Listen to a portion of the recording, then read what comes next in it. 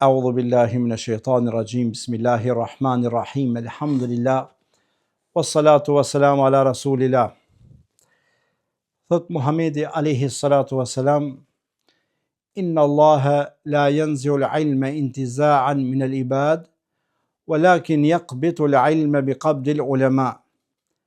Hatta idha lam yubqi 'aliman ittakhadha an-nas ru'usan juhala فسئلوا فأفتوا بغير علم فضلوا وأضلوا. Hadithin të cilën e lexova, i dërguari Allahut Muhammed alayhis salam thot se Allahu nuk e ngrit diturinë për një herë me marr për një venit, po e ngrit diturinë duke i marr dietarët. Çka ndodh në atë moment? Ittakhadha an-nas ru'usan juhala. Në mungesë të dietarëve, njerëzit kanë me zgjedh për pris të tyre, për udhëhec, për imam, për hoxh, për udhëzues, ignorantët, njerëz të cilët nuk janë kompetent. Çka të ndodhe pastaj? Fesu'ilu fe'aftu bighairi ilm.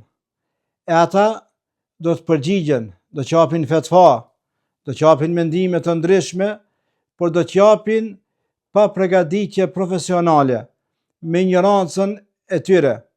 E pastaj çka do të ndodh? Fadallu wa adallu. Edhe vetën do ta çojnë në humbje, edhe tjerët do t'i çojnë në humbje. Çka mund nxjerrim nga ky hadith? Në mungesë të dietarëve, kur vdesin dietarët, edhe s'ka dietar më në vend, aty e kanë fjalën për dietar islam, aty lindin disa fenomene të çuditshme. Fenomeni i parë që lind fenomeni i bestytnive. Në terminologjinë e shariatit i thojmë ne khurafat. Çka janë këto khurafat apo bestytnit? Janë besime të kota të cilat i pasojnë njerëzit. Për shembull, me të dalë maca, me ta pre rrugën, do të ndodhe diçka. Po të kënon huti në qosht të shtëpisë, do të vdesë dikush. Patkoni i kalit sjell fat. Mi lidh do teshën për disa degë të pemëve, ato sjellin fat. Krejt këto lindin në mungesë të dietarëve. Tjetri fenomen, çka mundet me ndodh kur nuk ka dietar? Ndodh fenomeni tjetër, fenomeni i kufrit, i mosbesimit.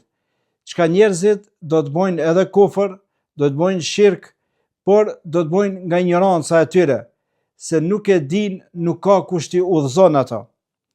Pastaj, jashtë kësaj, çka do të ndodhe? Do të ndodhe edhe do të lindin risi, të cilët ne i quajmë bidate. Çka është arsyeja pse lindin risit më një vend? Ata lindin nga se kur nuk ka dietar, të cilët e njohin islamin rrënjësisht apo burimisht, ato do ta shpjegojnë me logjikën e tyre apo me epshin e tyre. E kur ta shpjegojnë islamin me logjikën e tyre edhe me epshin e tyre, ata do të shpikin diçka gjana të reja në fe, edhe njerëzit duke i pasu ato, thojnë se filan hoxha na ka mësu, filan hoxha na ka rekomandu, ai e ka vepru, edhe ne e veprojmë këta, edhe ajo bëhet pjesë e pandashme e fesë, edhe ti kur dush me luftu apo me hek, me menjanu atë dukuri negative që ka lind ajo si pasojë e mospaqësës të dietarëve islam, atëherë ajo më bëhet pjesë e fesë, edhe njerëzit e veprojnë për atë çka ka thonë fadallu wa adallu, edhe vetveten edhe tjerët kanë miqu në humbje. Pastaj çka do të ndodhe? Do të ndodhe edhe njerëzit do t'i ndjekin traditat e huaja. Thot Muhamedi alayhi salatu wassalam, kini me ndjek traditat e huaja, sukur nëse ato mundohen me hi në vrim të gjarprit, edhe ju do të mundoni me hi aty. E i thanë, kush janë ato, o i dërguarja Allahut? Mos janë krishterët edhe jehudët? Tha, femen, e kush post tyre?